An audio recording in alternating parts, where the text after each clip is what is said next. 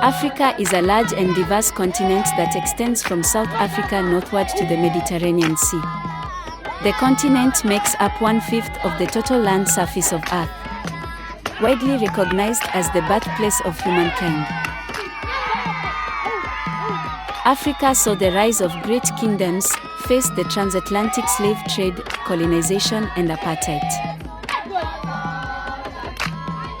When it comes to African history and culture, there is so much to learn about. The best way to understand the various different customs and cultures is to visit African countries and speak to the people. With some of the most diverse customs, languages, and traditions in the world, Africa is truly a fascinating continent. You're welcome to my channel, Zulu Queens, where you would find the beauty of African Zulu paradise.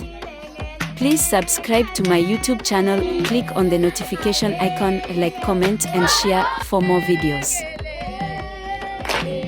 The Zulu are the largest ethnic group in South Africa. They are well known for their beautiful brightly colored beads and baskets, as well as other small carvings. The Zulu believe that they are descendants from a chief from the Congo area, and in the 16th century migrated south, picking up many of the traditions and customs of the San, who also inhabited this South African area. During the 17th and 18th centuries, many of the most powerful chiefs made treaties and gave control of the Zulu villages to the British. This caused much conflict because the Zulu had strong patriarchal village government systems, so they fought.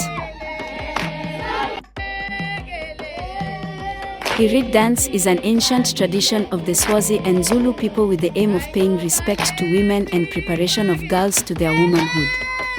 This annual ceremony is a centuries-old tradition known as the Umkhosi Womlanga.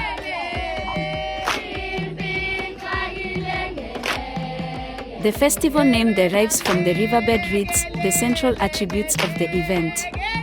Celebrations take place in early September at the Enyokini Royal Palace in Nongoma, KwaZulu-Natal.